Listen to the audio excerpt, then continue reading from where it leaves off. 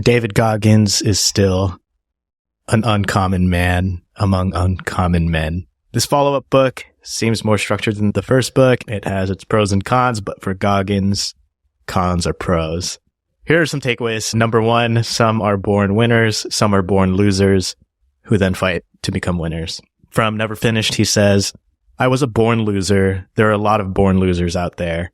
Every day, babies are born into poverty and broken families, like I was. That's the end of the quote. Goggins went through abuse of all types throughout his life. In this case, the main enemy was his dad. Your demons don't die with you. They try to carry on. If the demons are strong enough, and they often are, they're passed on to other family members. This makes it doubly important to work through your own demons, once for yourself and again for the people in your life. This reminds me of another person I very much never want to fight, Mark Hunt.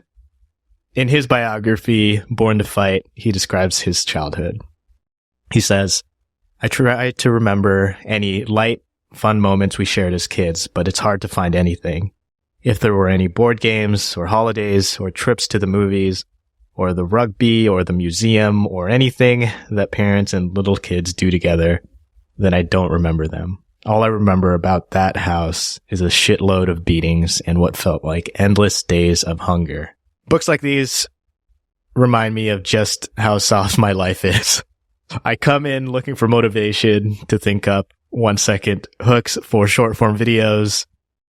Then I read about a dad alternating beatings from his son in front of his mom and then beating his mom in front of his son. There's some heavy stuff in the book, and it's just a reminder that you can't take anything for granted, especially if you've lived a life that is not quite as hard as David Goggins has been. Second section, the two rats. So a quote from the book, Never Finished. He says, they swam their hearts out for an average of 60 hours without food or rest. One swam for 81 hours. That's the end of the quote. And Goggins is sharing this story about research in the 50s with two groups of rats.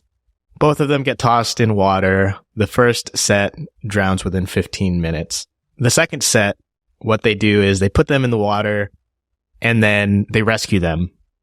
The scientists dry them off, return them to normal. They're saved.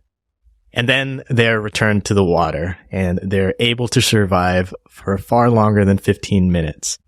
As mentioned in the quote, some even swam for 81 hours. People will refer to the study and attribute it to hope, but Goggins says it's belief. Hope is fleeting, but that kind of belief is built from resilience. Hope isn't what kept their legs moving. It's belief that if they kept doing it, they would survive. And this sort of belief in resilience is David Goggins' ultimate fuel. Next up, it's okay to quit. Just don't rage quit. In Never Finished, he says, it's not always the wrong move to quit. Even in battle, sometimes we must retreat. You might not be ready for whatever it is you've taken on. Perhaps your preparation wasn't as thorough as you'd thought. Maybe other priorities in life need your attention. It happens, but make sure that it is a conscious decision you're making, not a reaction. Never quit when your pain and insecurity are at their peak. If you must retreat, quit when it's easy, not when it's hard. That's the end of the quote.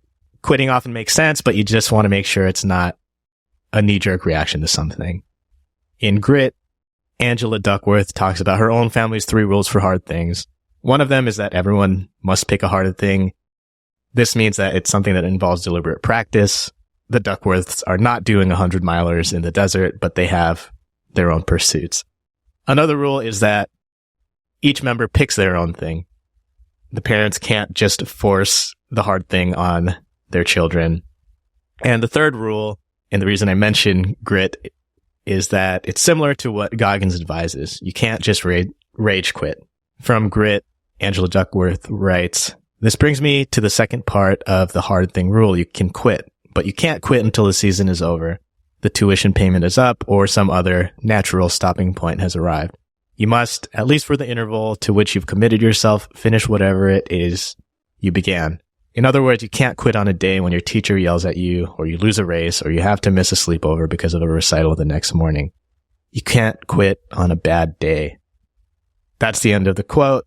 In other words, you must make it to the finish line, but that's when you can choose not to do another race.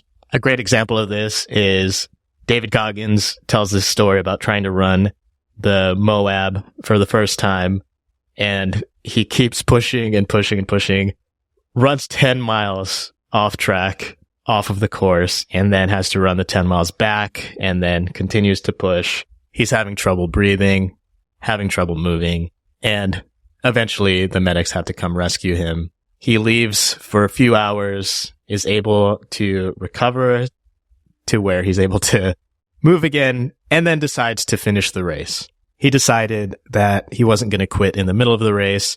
Maybe he would never run it again, but he would make that decision after he finished. And of course, because he's Goggins, he signed up for another one the next year.